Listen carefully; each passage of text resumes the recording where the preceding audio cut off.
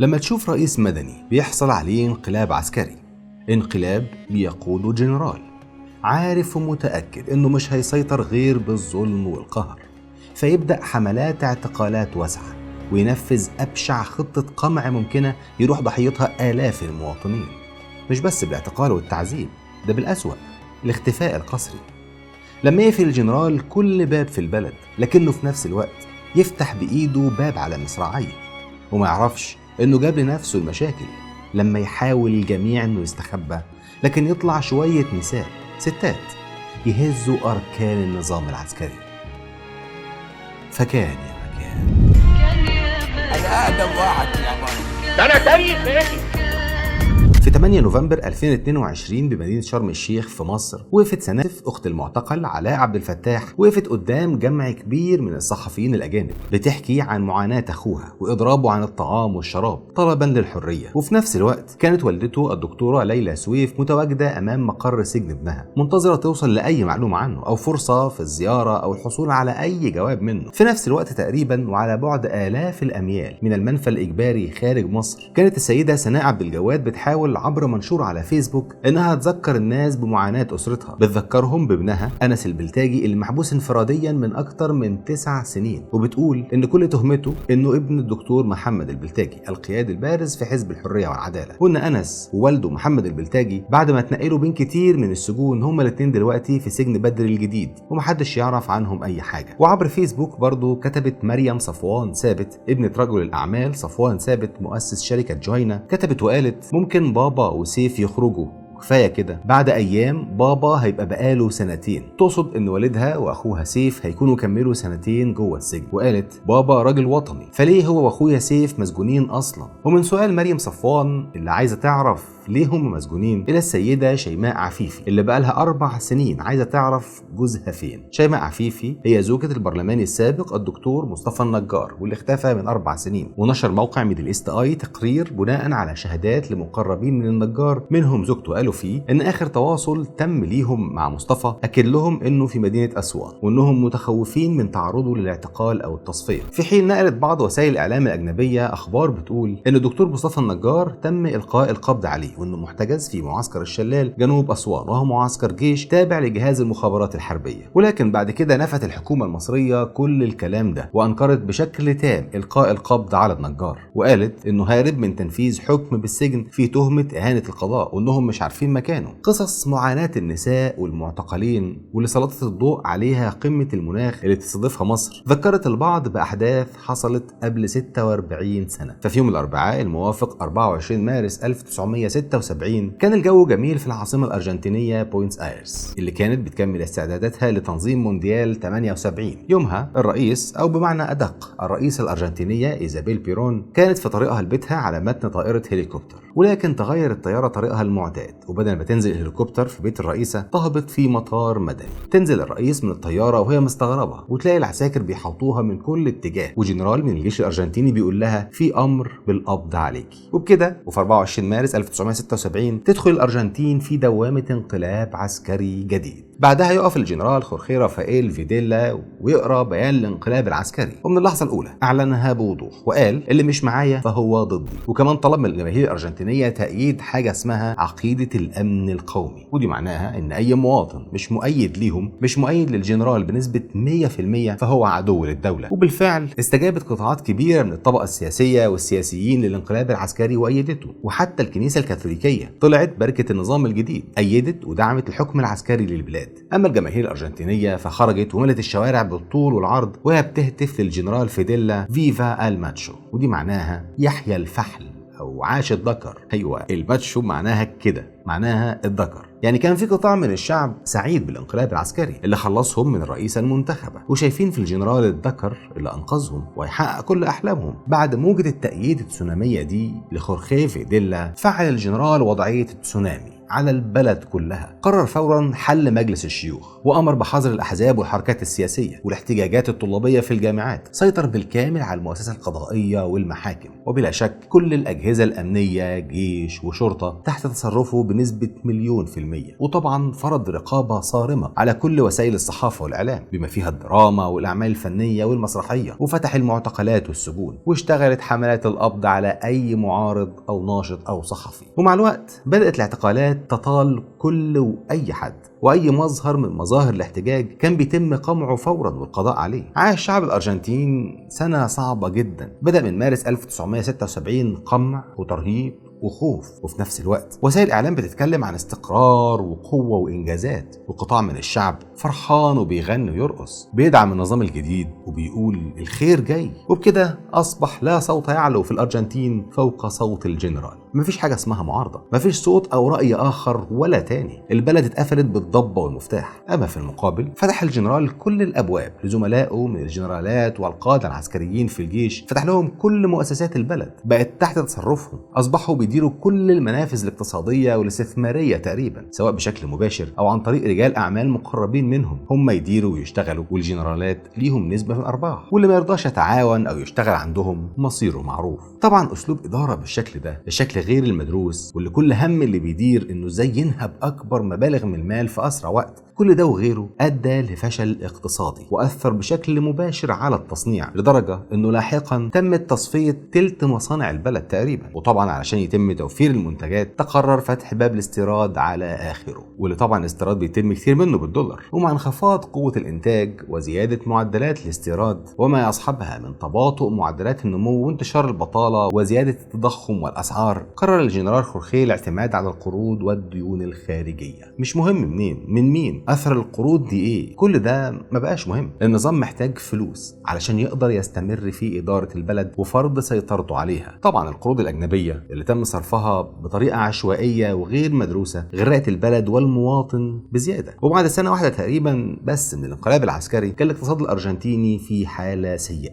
المصانع والشركات مستمرة في الإغلاق لعدة أسباب. قيمة العملة تراجعت علشان تفقد مرتبات الموظفين والعمال حوالي 40% من قيمتها، ومعدلات الفقر والتضخم في زيادة. وهنا قرر الجنرال خورخيه التدخل وقال إننا في وقت صعب والبلد فيها مشاكل ولازم نحلها، ولكن بدل ما يتجه للداخل الأرجنتيني إلى المواطن أصل الحل، إلى الخبراء والمختصين يقعد معاهم ويتناقشوا لإنقاذ البلد اللي هو فعليا غرقها، يقرر الجنرال يعمل خطة لإصلاح الاقتصاد، ولكن بالتعاون مع الحكومة الأمريكية. ساب الجنرال شعبه وراح رمى نفسه في أحضان الإدارة الأمريكية اللي في الأصل حرضته ودعمته وأيدته في انقلابه العسكري. وبالاتفاق مع المؤسسات الأمريكية ينفذ الجنرال خورخيه خطة اقتصادية فيها إجراءات قاسية جدا على المواطنين، لكنه نفذها دون تراجع، لأنه كان بنى حائط ضخم من الخوف لأي حد يفكر يعترض. فزي ما أشرنا في البداية، من اللحظة الأولى لانقلابه العسكري، من أول يوم استولى فيه على السلطة، بدأت فيه انتهاكات وجرائم، قمع واعتقال وتعذيب وقتل. كانت كل جرائم الجنرال خورخيه ونظامه في حق الشعب الأرجنتيني في كفة، وجريمة الإخفاء القسري في كفة تانية. كانت الجريمة الأبرز للجنرال ونظامه هي الإخفاء القسري للمواطنين، جريمة منظمة كان بينفذها الجيش والشرطة الأرجنتينية، جريمة بيتم تنفيذها من عناصر الأمن اللي بيعتقلوا أو يختطفوا المواطنين من بيوتهم أو أماكن عملهم أو من الشارع. وكان عناصر الأمن بينفذوا الاعتقالات دي سواء هم بزيهم العسكري أو المدني، لكن في كل الحالات كانوا بينكروا تماما إن هم قبضوا على أي حد حتى لو واخدينه من قلب بيته. فبعد الاعتقال أو الاختطاف كان اللي يقدر يروح من المحامين أو الأهالي علشان يسأل على ابنه ولا بنته، أخوه ولا أبوه، كان بيتقال ما نعرفش عنه حاجة، مش متسجل عندنا، ما قبضناش عليه. وبكده وفي خلال فترة قصيرة جدا أصبح هناك مئات من المختفين قسريا، مواطنين يتخطفوا في كل وأي وقت ومكان، الفجر من بيوتهم، الصبح من شغلهم، بالليل من الشوارع، واللي بيتاخد محدش بيعرف له طريق.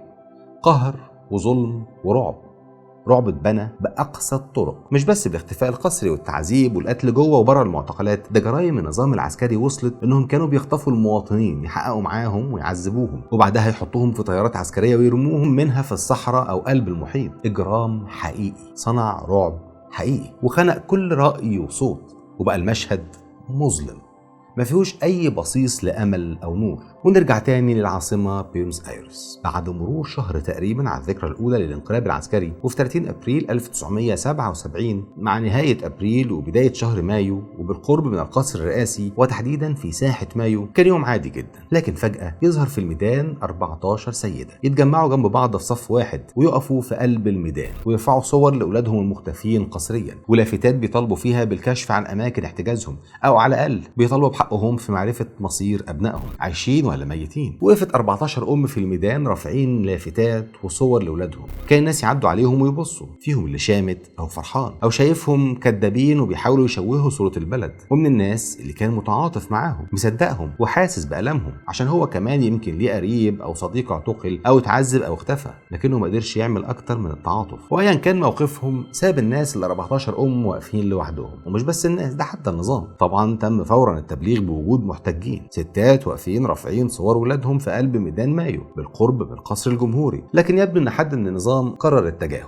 واصدر اوامره ان ما حدش يتعرض لهم خالص ولا كانهم موجودين. شويه هيتعبوا ويمشوا، وبالفعل ده اللي حصل. انهى الامهات وقفتهم ومشوا، وفي الاسبوع اللي وراه وفي نفس المكان ظهر نفس الامهات ال 14 سيده، ظهر نفس الامهات ال 14 سيده، واللي قرروا انهم ينزلوا في ميدان مايو كل يوم خميس يقفوا صف واحد جنب بعض شايلين صور ولادهم، لابسين اغطيه راس مكتوب عليها اسماء ابنائهم المختطفين. فضل الحال على ما هو عليه، الامهات بتنزل، الناس ما بين شايفهم خونه وما بين اللي بيتعاطف معاهم ويدعمهم بكلمه او حتى نظره، وتجاهل من نظام الانقلاب. ولكن مع الوقت في ظل اصرار الامهات على النزول وانضمام نساء تانيين ليهم، سواء امهات زيهم او زوجات وبنات واخوات لرجال وشباب مختفين قسريا، بدأ النظام يسخر منهم ويتريق عليهم ويسلط عليهم اعلامه. فاطلقت عليهم الصحافه اسم النساء المجنونات. دول شويه ستات مجانين بيهزوا باي كلام، مش شايفين الانجازات اللي في البلد. النساء المجنونات الصفه والاسم اللي اطلق على امهات واقفين بسلميه. ولكن برضه حتى الاسم ده ما فرقش كتير معاهم. فكان رد احد الامهات عليهم: طبعا نحن مجنونات، جنون مع حزن وعجز، فقد اخذوا مني طفلي، اخذوه لا اعلم عنه شيء، فكيف لا اجن؟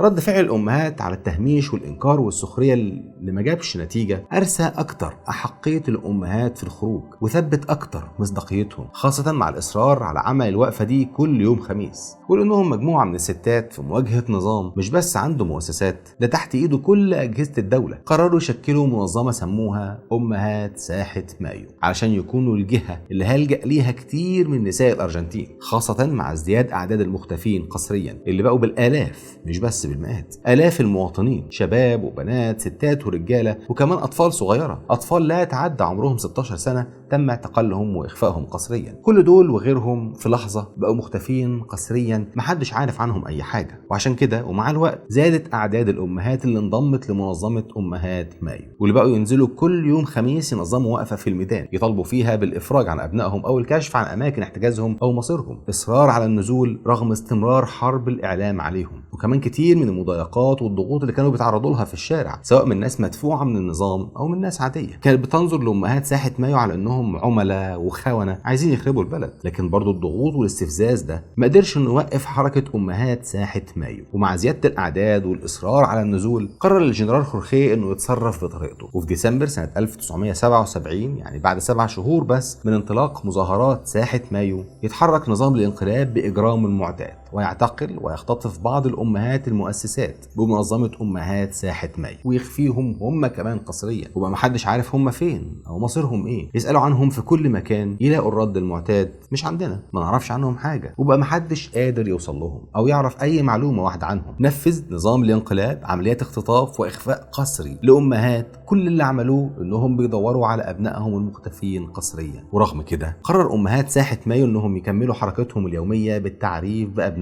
ويواصلوا نضالهم الأسبوعي. الحاجة الوحيدة اللي أضيفت هي إنهم رفعوا جنب صور أبنائهم المختفين صور صديقاتهم الأمهات اللي اختفوا هم كمان. حركة أمهات ساحة مايو ما كانتش بس مشكلة الجنرال خورخيه الوحيدة، فعليا دي كانت واحدة من المشاكل جنب مشاكل سياسية واجتماعية وبالطبع أزمة اقتصادية. لكن الجنرال قرر مواجهة كل المشاكل والأزمات دي وحاول يتغلب عليها باستغلال حدث تنظيم الأرجنتين لكأس العالم 1978 واللي متبقي عليه مجرد شهور. فرغم الأزمة الاقتصادية الصحفيه رحب الجنرال خورخيه بتنظيم المونديال واللي كان اسند الارجنتين قبل 7 سنين تقريبا. وهو المونديال فرصه لالهاء الشعب عن الكوارث اللي هو فيها، خاصه مع حب الشعب الارجنتيني للكوره، وفرصه برضه قصاد العالم اللي الدنيا كلها نظرها هيتوجه للارجنتين، وهيوصل اشهر لاعبي العالم والمدربين ومعهم كبار المسؤولين من مختلف الدول. يعني حدث رياضي لحيازه الشرعيه السياسيه لنظام وصل للحكم عن طريق انقلاب عسكري دموي. وعشان كده قرر الجنرال خورخيه اسناد ملف تنظيم المونديال لقائد عسكري يكون ليه السيطره الكامله على كل ما يخص استضافه الارجنتين لحدث كاس العالم. ورغم الازمه الاقتصاديه وارتفاع الاسعار وزياده نسبه الفقر، رصد الجنرال خورخيه ميزانيه ضخمه جدا، ميزانيه وصلت لمليار دولار. مليار دولار دلوقتي رقم ضخم، فما بالك بوقتها في 1978. وعشان نستوعب صرف الرئيس خورخيه لمليار دولار على تنظيم كاس العالم، لك ان تعلم ان تكاليف اقامه كاس العالم اللي وراه على طول اللي كان في اسبانيا سنه 1980 دفعت فيه اسبانيا 300 مليون دولار على الاكثر. يعني نظام الانقلاب دفع اكثر من 3 اضعاف المبلغ ده. الكارثه الثانيه غير قيمه المبلغ هو المبلغ اتصرف في ايه؟ اتدفعت كل الاموال دي مش للتطوير ولا التصنيع، اتدفعت بس لاظهار الارجنتين في صوره جميله حتى لو كانت مؤقته او مزيفه، وطبعا وللاسف على حساب الفقراء. أمر الجنرالات المسؤولين عن تنظيم المونديال بهدم كل الأحياء السكنية الشعبية في المدن المقرر فيها استضافة مباريات المونديال. هدمت مئات المباني السكنية وهجر آلاف المواطنين بيوتهم لمدن أو مناطق تانية مش هيكون فيها مباريات للمونديال. وفي أعداد تانية من المواطنين تم نقلهم للعيش في الصحراء، صحراء كتمارا. واللي بدأ عهده بالإخفاء القسري سهل عليه جدا يعمل تهجير قسري، اللي بعد ما خلصوه اكتشف الجنرالات مصيبة جديدة، لأن شكل الأحياء اللي اتهدمت بقى بشع. آلاف الأمطار من الكتل والأطلال، فقرروا انهم يخبوا المنظر ده ودفعوا ملايين الدولارات في بناء جدار عازل على طول الطريق المؤدي لمدينة روساريو اللي كانت واحدة من المدن اللي هتستضيف مباريات كاس العالم. وبكده أصبح الجدار العازل ده هو محاولة من الجنرالات لإخفاء حقيقة حكمهم للبلاد. جدار عازل سماه أحد فناني الأرجنتين جدار البؤس، وقال لقد أنشأوا لوحة جدارية ضخمة لإخفاء البؤس والقمع الذي يعيشه الناس في الأرجنتين. بؤس ما كانش بس في المدن السكنية اللي اتهدت والسور اللي اتبنى، والاهم الناس، البشر، المواطنين اللي اتهجروا. ده كمان كانت بعض الملاعب اللي هيتلعب عليها ماتشات كاس العالم كانت قريبه جدا من بعض السجون والمعتقلات، لكن مش مهم، الجماهير اللي هتحضر هتتفرج على المدن والشوارع اللي اظهرناها مش اللي خبيناها بصور، والكاميرات هتصور الملاعب اللي مليانه جماهير مش هتصور السجون اللي مليانه معتقلين. الجنرال خورخيه فرحان جدا بتجهيزات المونديال، والقاده العسكريين بيجهزوا ويرسموا صوره جميله جدا للارجنتين في عهدهم. كل ده والاعتقالات شغاله عادي. يعني بعض الاحصاءات بتقول ان خلال سنه 1977 كانت بتوصل معدلات الاعتقال ل 200 مواطن يوميا، 200 شخص كل يوم، منهم اللي بيخرج ومنهم اللي بيتسجن ومنهم اللي بيختفي قسريا. وبكده نكون قدام صوره لمباني وملاعب وطرق والوان واعلام ورايات ومهرجانات بتتجهز، صوره مشرفه للارجنتين، قصاد صوره تانية فيها سجون ومعتقلات، تعذيب وانتهاكات، اخفاء قسري وقتل. وفي الوقت اللي كانت الآلة الإعلامية للجنرال بتروج الصورة الأولى المشرقة المزيفة، كانت الصورة الثانية المظلمة الحقيقية لها نصيب من الظهور. كان حجم القمع أصعب من إخفائه، وكانت سمعة النظام الانقلابي بدأت تسمع في عدد من دول العالم لدرجة ظهور بعض الدعوات اللي بتطالب بمقاطعة كأس العالم 78. لكن الدعوات دي ما خدتش اهتمام كبير، يعني مش واضح السبب، يمكن عشان اللي بيتقتلوا دول ويختفوا قسريا ويتعذبوا مواطنين عالم ثالث درجة ثالثة. يمكن لو كانوا أوروبيين ولا أمريكان ولا أوكرانيين زي دلوقتي مثلا، يمكن كانت الدنيا اتقلبت علشانهم. وحتى الاتحاد الدولي فيفا ما اهتمش كتير بالموضوع، وفيفا دايما بتقول انها بعيد عن السياسه، وكانت عارفه ان الجنرال خورخيه بيلوي دراع الكوره والمونديال لخدمه اجندته السياسيه، لكنها عملت ودن من طين والتانيه من عجين فيما يشبه التواطؤ الدولي مع نظام الانقلاب في الارجنتين. ورغم كده تحلى البعض بالشجاعه والانصاف وقرر مقاطعه حضور كاس العالم اللي يعد در تاج كره القدم، وبيتكتب في التاريخ اسم كل لاعب شارك فيه. ولكن في لاعب قرر ان اسمه يتكتب في التاريخ، بس مش تاريخ كره القدم، تاريخ الانسانيه، وهو لاعب المنتخب الهولندي يوهان كرويف، اللي في اخر مباراه فاصله في تصفيات كاس العالم ساهم كرويف في فوز منتخب بلاده قصاد منتخب بلجيكا، لكنه بعد المباراه اعلن قدام الصحفيين انه لن يشارك في مونديال الارجنتين. ظهرت تفسيرات كتير وقتها حوالين تصريحه، خاصه انه يعني من ابرز لاعبي هولندا وعنصر اساسي في المنتخب اللي كان المرشح الابرز للفوز بالبطوله وقتها، لدرجه ان ملكه هولندا تدخلت وضغطت على كرويف لتغيير قراره وانه يلعب في كاس العالم، فرفض. وتفاديا لاي ضغوط اعلن اعتزاله كره القدم. ويكون التفسير الاقرب السبب هو رفض اللعب في الارجنتين رفضا لممارسات النظام الحاكم هناك. وفي تفسيرات تانية بتقول ان كروييف اتعرض لتهديدات تمس سلامته وسلامة اسرته، وانه تهدد بالخطف هو واسرته لو راح الارجنتين، واللي برضه بيتم ربطها بنظام الانقلاب وكمان بامريكا، واللي بيتم الاشاره لاستخدام الاثنين لاساليب امنيه ترهيبيه لتخويف لاعبين ومدربين فنيين لافساح المجال لمنتخب الارجنتين للفوز بالبطوله، خاصه مع تصريح سابق لوزير الخارجيه الامريكي هنري كيسنجر اللي كان في قمه سعادته بالتعامل مع نظام الجنرال خورخيه، لدرجه انه اعلن قبل البطوله بشهور طويله ان بلاده بتدعم الارجنتين في كاس العالم وتدعم فوزها. على كل الأحوال يبدأ المونديال في 1 يونيو 1978 اللي شهد حفل افتتاح ضخم، أغاني ورقص وبنات وشباب، وتنطلق المباريات وتنطلق وسط أصوات التشجيع والهتافات، ومع آهات حناجر المشجعين المعجبين بهدف ولا تمريرة ولا مراوغة. كان في نفس الوقت بالظبط في المئات بيطلقوا آهات من التعذيب داخل السجون. وبيحكي معتقلين سابقين في شهاداتهم إن أصوات التشجيع في مباريات كأس العالم كانت بتغطي أحيانا على أصوات تعذيبنا داخل السجن. انطلق كأس العالم 1978 والجنرال خورخيه في قمة مجده وهو واقف كرئيس الأرجنتين بيفتتح الحدث الرياضي الأهم عالميا، لكن يبدو إنه ما كانش عامل حساب حركة أمهات ساحة مايو، أو ما خدش باله إن الحدث اللي دفع $1 مليار علشان ينظمه هيكون وبال عليه وعلى نظامه، وهيمثل فضيحة دولية ليه. ففي الوقت اللي كان صوت التشجيع بيغطي على صوت التعذيب، كان صوت أمهات ساحة مايو واصل لأغلب دول العالم. الصوت اللي كان مخنوق جوه شوارع الأرجنتين بقى مسموع في شوارع دول أوروبا وأمريكا. استثمر أمهات ساحة مايو وجود عشرات الصحفيين والمصورين في الأرجنتين وتواصلوا معاهم، ودول صحافة أجنبية، يعني سيطرة النظام عليهم تكاد تكون منعدمة، ولو ليهم تأثير فهيكون قليل جدا. تواصل الأمهات مع الصحافة الأجنبية وبدأوا يحكوا لهم اللي هم فيه من لحظة بداية الانقلاب حتى لحظة بداية المونديال. ومع مرور كل يوم في المونديال كان العالم كله بيسمع صوتهم أكتر وأكتر عشان يتحولوا من الستات المجانين لرمز للنضال في الأرجنتين. ويكمل المونديال، الملاعب مليانة على آخرها، وعشرات الآلاف من مواطنين الأرجنتين بيرقصوا ويغنوا في المدرجات ويحتفلوا ويسكروا في الشوارع بعد كل فوز لفريقهم، في الوقت اللي فيه مواطنين زيهم بيتعذبوا ويتقتلوا. اما الجنرال خورخيه فيبدو في الوقت ده انه ما كانش فارق معاه لا تواصل امهات ساحه مايو مع الصحافه الاجنبيه، ولا فارق معاه اللي بيحتفلوا ويرقصوا. كل اللي فارق معاه ازاي الارجنتين تحصل على كاس العالم، ازاي منتخب الارجنتين يفوز باللقب. ولغايه النهارده اصابع الاتهام بتوجه للنظام الانقلابي وقتها انه قدم رشاوى للحكام وكمان للاعبين ومدربين، وفي روايات تانية بتقول انه هدد اخرين بالقتل علشان يضمن وصول منتخب الارجنتين للنهائي وفوزه باللقب. ويمكن من اكتر المباريات اللي بيتم الاستشهاد بيها مباراه الارجنتين ضد منتخب البيرو، اللي كانت الارجنتين محتاجه تكسبها ب4 أهداف، واللي من اللحظه الاولى فيها ظهر ان فيما يبدو اتفاق على فوز الارجنتين خاصه من حارس مرمى البيرو. وبالفعل تسجل الارجنتين 6 أهداف كامله، فيما يشبه اتفاق بين نظام البلدين على تفويت المباراه، خاصه ان البعض رصد الثمن اللي دفعه الجنرال خورخيه لنظام البيرو وهو $50 مليون، وشحنه حبوب غذائيه بلغت 35,000 طن، وبيتقال ان ده كان معاه هديه فوق البيعه، تسليم 10 معارضين انشقوا عن نظام البيرو. وطبعا ده مش مستغرب انه يحصل، فالجنرال خورخيه بدا قصه وملف كاس العالم باغتيال رئيس اللجنه المنظمه للمونديال، واللي كان بينتقد ارتفاع تكاليف الانفاق خاصه في ظل ازمه البلد الاقتصاديه والقروض، وان ليه نصرف الملايين دي بالشكل ده.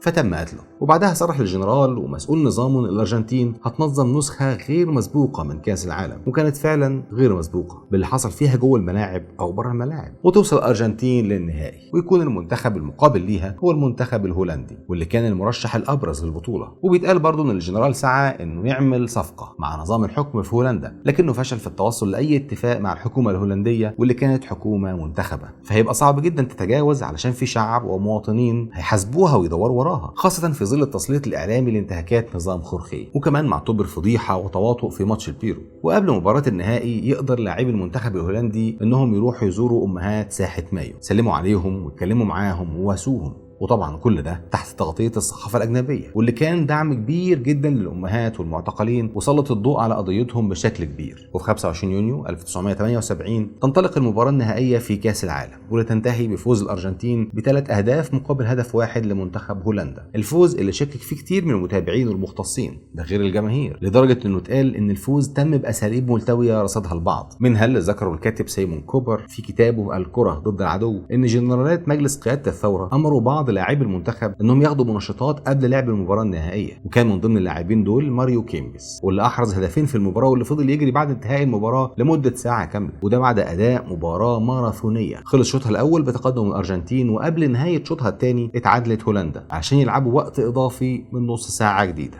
يتم خلالها احراز هدفين وتنتهي المباراه، ويخرج الفريق الهولندي من الملعب ويرفض انه يستلم ميداليته، ويقال انه اما بسبب شعورهم بالتعرض لمؤامره داخل الملعب او بسبب موقفهم الداعم لامهات ساحه مايو، وكانهم بيقولوا كنا بنسلم عليهم امبارح والنهارده هنسلم على الجنرال اللي حبس عيالهم وخفيهم. حمل لاعبي الارجنتين الكاس اللي ربما البعض شافوا بانه كاس مسروق في بلد مسروق، ولاول مره منذ تنفيذ الانقلاب العسكري يسمح الجنرال خورخيه بالغاء حظر التجمع اللي كان مفروض على البلد من ساعه الانقلاب. كاس العالم اتلعب والبلد كان فيها حظر تجمع، اتملت الشوارع بالجماهير تهتف وتغني وترقص، وسمح لها الجنرال يلا خلي الناس تتلهي وتفرح، يلا خلي الناس تتلهي وتفرح، وشويه وكل واحد هيروح في حاله. ومع فوز المنتخب الارجنتيني باللقب كده يبقى نجح قاده مجلس قياده الثوره اللي هو الانقلاب العسكري، نجحوا في تحقيق هدفهم من البطوله. احنا بلد امان ومستقر، احنا قادرين على تنظيم كاس العالم، احنا اقوى منتخب كره قدم، والشعب مبسوط وارتفعت روحه المعنويه. لكن في نفس الوقت بسبب تنظيم المونديال ده اتفتح على الجنرال خورخيه باب، فالتغطيه الاعلاميه للبطوله كان جنبها تغطيه تانية، ومع نهايه البطوله قل جدا الاهتمام باخبارها طبعا، لكن فضلت الاخبار التانية متصدره الاهتمام، وبدا الناس والمنظمات ووسائل الاعلام في كتير من الدول يهتموا اكتر باللي بيحصل في الارجنتين، يتابعوا اخبارها، يحاولوا يتعرفوا على اللي فيها، يحاولوا يتعرفوا على اللي بيحصل فيها، طريقه الحكم وحال الناس تحت الحكم العسكري، وطبعا تم رصد الاف الانتهاكات بحق المواطنين، وتم كشف كتير من الفساد. وبعد ما كان الحدث فرصه للنظام بقى نقمه عليه، وتعرض النظام الارجنتيني لانتقادات، وكل ما زادت التغطيه والكلام حول اساليب حكمه زاد الضغط عليه. وبعد فتره من انتهاء كاس العالم اجبر الجنرال على تنفيذ مجموعه من الافراجات خرج فيها كتير من المعتقلين السياسيين. طبعا الضغط ده بدا واستمر، ويعود الفضل الاول فيه لامهات ساحه مايو اللي فضلوا على عهدهم وقرروا يمشوا في كل طريق ممكن، خدوا كل وسيله وطريق حقوقي وقانوني وقضائي، طبعوا صور اولادهم وعلقوها في الشوارع والميادين، وزعوها على الناس في القهاوي والاتوبيسات، اتواصلوا مع الاديب خورخي لويس واللي كان حائز على جائزه نوبل، ونجحوا في الحصول على دعمه ليهم ولابنائهم المعتقلين. ومع الوقت زاد حجم التأييد الداخلي ليهم وكمان الخارجي، دعم حقيقي من منظمات دولية بقضيتهم. في المقابل وتحت الحديث المتكرر عن المختفين قسريا يطلع الجنرال خورخيه وينكر كل حاجة، ويقول تصريح عجيب جدا ردا على سؤال ما مصير المختفين قسريا، فقال ان المختفين ليسوا احياء وليسوا اموات، هم مجرد مختفين. ومع مطلع الثمانينات تزداد الامور سوءا في الارجنتين وعلى الجميع، فبعد ما كانت المعاناة والقلق من نصيب فئات معينة من الشعب بقى الشعب كله في معاناة، ووصل أعداد المختفين قسريا ل 30,000 مواطن. ومع تسليط الضوء الإعلامي أكتر بدأ الكلام يتداول حوالين فضيحة أكبر، فضيحة مدوية للجنرال وقادة مجلسه العسكري، إنه بيتم انتزاع أي طفل بيتولد في المعتقل من كتير من النساء اللي اتقبض عليهم، ويسلموا الطفل ده لأسر عناصر من الجيش والشرطة ورجال الدولة، ويتسجلوا بأسمائهم ويربوهم هم. كل ده بيحصل وحال البلد الاقتصادي بيسوء، والبلد بقت صاحبة أعلى نسبة تضخم في العالم وقتها، في حين إن الجنرالات محتكرين اقتصاد البلد وقبضتهم الأمنية على الشعب في منتهى القسوة، الشعب المنهك من الفقر والقمع. ومع تردي الأوضاع بشكل كبير في زمن قياسي، وفي 29 مارس 1981 تعلن استقالة الجنرال خورخي فيديل، ويبدو أن إعلان بعد إجبار، مش بس إجبار بسبب الأوضاع أو من الناس، ده حتى من الجنرالات اللي هو منحهم الترقيات ومكنهم من البلد واقتصادها أجبروه على الاستقالة وبس. مجرد استقالة، كأنه كان رئيس منتخب قرر أنه مش هيكمل مدته، يعني مش جنرال عسكري ينفذ انقلاب على السلطة المنتخبة وخلال 5 سنين هي مدة حكمه سجن وأخفى وعذب وقتل عشرات الآلاف من المواطنين، ألغى الحياة السياسية ووصف كل معارض ليه بأنه إرهابي يجب التخلص منه، لدرجة أنه قتل ما يقرب من 8000 مواطن تحت مزاعم اتهامهم بالإرهاب. 8000 بني آدم بريء قتلهم خورخي وأجهزته الأمنية، قتلوهم بدم بارد، وصفوهم بأنهم إرهابيين. واقتصاديا، فبعد ما سلم اقتصاد البلد للجنرالات ونفذ سياسة اقتصاد السوق المفروض يصاحبها إنتاج، لكنه قفل كتير من المصانع، فانخفضت قيمة العملة 10 أضعاف، وتضاعف الدين الخارجي 4 مرات. ومش بس كده، ده كمان ساب البلد وهي على مشارف الحرب، وكان لا يزال القمع في أشده. استقال الجنرال خورخيه فيديلا واستلم البلد مكانه جنرال جديد، الجنرال روبرتو فيولا، اللي كان عينه خورخيه رئيسا للمجلس العسكري. وفي أقل من 9 شهور، وتحديدا في 12 ديسمبر 1981 تتم الإطاحة بالجنرال روبرتو فيولا، واستولى على حكم جنرال جديد، الجنرال ليوبولدو جالتيري. وبعد 4 شهور بس من عهده يبدو أن الجنرال الجديد قرر الهروب للأمام وان مع مرور الوقت بقى موضوع عقيدة الامن القومي ده اللي ملخصها ان اللي مش مؤيد للنظام والجنرال الحاكم فهو خاين، يبدو ان عقيدة الامن القومي دي الناس من الجوع كلتها وشربت وراها ميه. وطبعا كاس العالم نفسه اتضرب فيه مفك وهو شغال، واختفى اي اثر حقيقي ليه، واتفتح على الجنرالات ابواب من الفضايح، ده غير طبعا الازمات الاقتصاديه. فيبدو ان الجنرال ليوبولدو قال انه مش هيواجه مصير اللي قبله، سواء الجنرال خورخيه وخاصه الجنرال روبرتو اللي حكمه استمر شهور بس. قرر الجنرال ليوبولدو انه يقدم نفسه للناس في صوره البطل، بطل قومي حقيقي، ولقى فرصه قدامه قدمتها له بريطانيا لما تحرك اسطولها وقرب من جزر الفوكلاند شديده القرب من الارجنتين. اعتبر القاده العسكريين ان كده بريطانيا بتتحرش بيهم، خاصه ان الجزر محل نزاع غير محسوم بين بريطانيا والارجنتين. فكان الرد كارت الحرب، انسى بقى المعتقلين وانسى المختفين قسريا، ومحدش يتكلم عن اي ازمه اقتصاديه، فلا صوت يعلو فوق صوت المعركه. وفي ابريل 1982 تبدا ارهاصات المعارك، ويدخل الجيش الارجنتيني حرب ضد الجيش البريطاني، ويتكبد الجيشين خسائر كبيره في المعدات والاسلحه، طيارات وبواخر وغواصات، وكانت خسائر الارجنتين اضعاف خسائر بريطانيا. ومن الارقام المعلنه ان الجيش البريطاني دمر للجيش الارجنتيني 102 طائره هليكوبتر، والاهم طبعا خسائر البشر. حرب استمرت اكتر من 70 يوم، خسرت فيها الارجنتين اكتر من 13,000 مقاتل ما بين اسير وجريح وقتيل، 13,000 شاب ورجل راحوا في مغامره سريعه للجنرالات. حرب بلا مبرر حقيقي وقتها لبلد منهك اصلا واقتصاد واقع، اضافت للبلد ازمات وزياده ضغط على الاقتصاد بسبب صرف ملايين الدولارات على الحرب. و17 يونيو 1982 بعد حوالي 6 شهور بس من تولي الحكم تتم الاطاحه بالجنرال ليوبولدو جالتيري في انقلاب عسكري جديد، ويتولى الحكم من بعده الجنرال رينالدو بيجنوني، واللي يعلن انه ناوي ينظم انتخابات رئاسيه. وكان امهات ساحه مايو رجعوا تاني للشارع بعد غياب، ومش لوحدهم، ينزلوا وينزل معاهم كتير من الناس، ويزيد الضغط الشعبي بسبب خساره الحرب، بسبب الفقر والقمع. وبقى ناس من اللي هتفت في يوم عاش الجنرال الذكر دلوقتي بتهتف اين ابناؤنا؟ لماذا نعيش في فقر؟ لماذا خسرنا الحرب؟ ناس من اللي شالت علم الارجنتين ورقصت بيه احتفالا بلقب كاس العالم شالوا نفس العلم بس جنبه لافته مكتوب عليها ارحل. ومع زياده الضغط على النظام ومخاطر تحول الوقفات والتظاهرات لثوره غير محسوبه العواقب، تخرج مسيره كبيره في الارجنتين وينضم الالاف من الشعب لامهات ساحه مايو، مشاركه شعبيه كبيره جدا بدات مسيره النضال فيها من 14 وانهار الجنرالات بعد خسارتهم بفضيحه في ميدانهم الرئيسي الحرب، فاضطروا واجبروا انهم يتراجعوا عن تصدر الحكم علشان يتم تنظيم انتخابات رئاسيه زي ما وعد الجنرال الاخير. وفي 10 ديسمبر 1983 يتم انتخاب رئيس مدني راؤول الفونسين، واللي البعض بيعتبره الاب الروحي للديمقراطيه في الارجنتين، علشان يغلق الباب على كابوس مدته 7 سنوات. انتهى النظام العسكري، لكن القصه ما انتهتش، المعاناه ما انتهتش. امهات ساحه مايو يكملوا نضالهم، عايزين يعرفوا فين عيالهم، الناس عايزه تعرف فين اخواتهم وابائهم واصحابهم. وبالفعل يظهر بعض اللي كانوا مختفين قسريا لسنوات ويحكوا عن الفظائع اللي شافوها في سجون النظام العسكري. استمرار نضال امهات ساحه مايو واستمرار ضغطهم وتحركاتهم ونشاطهم دفع الرئيس المنتخب لتشكيل اللجنه الوطنيه للمختفين قسريا تحقق في امرهم وتتابع ملفاتهم.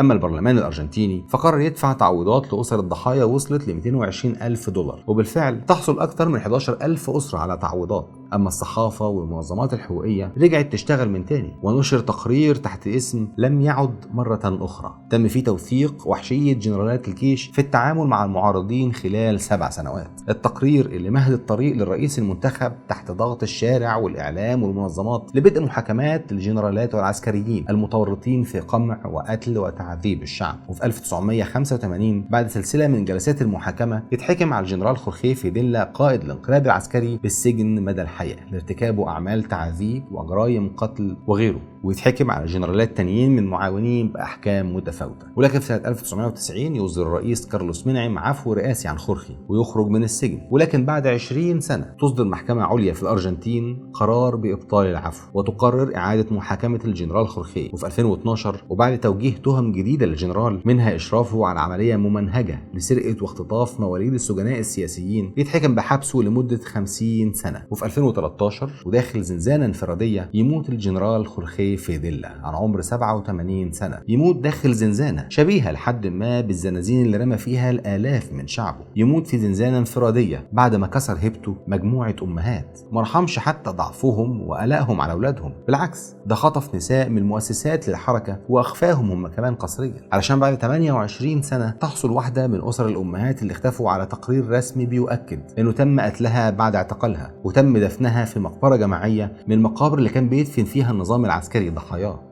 مات الجنرال في زنزانته بعد ما ضيع على الوطن والشعب كتير من الفرص اللي كان ممكن حالهم فيها يكون أفضل وأحسن. مات الجنرال وما تبقاش منه غير سيرة دموية، محدش بيتكلم لا عن إنجازاته ولا عن قوته ولا هيبته ولا عن حكمه وإدارته. لا يذكر الجنرال إلا في مواطن الاستبداد. أما أمهات ساحة مايو فربما قصتهم قصة أمهات ساحة مايو بتفكر الكل بأصل الفكرة، إن الفكرة في الأمل، الفكرة في العمل، وإنه مهما كان عمل أي مواطن يبان صغير اوعى في يوم تستقل بيه. وافتكر دايما الأثر اللي سابته وبدأته 14 واحدة ست، وإن الطريق طويل بس لازم يكون فيه ابتكار وصمود وعزيمة، والأهم استمرارية وإصرار للوصول للهدف. كل الشكر والتقدير والاحترام والدعم لأمهات ساحة مايو. فكان يا مكان. ابدي اعجابك بالفيديو لو عجبك، واشترك في قناتي بكر المصري وقول لنا رايك في تعليق، وشارك الفيديو لو حابب تدعمنا، واستنونا. كان يا مكان. انا اقدم واحد في العماره. ده انا تاريخ يا اخي.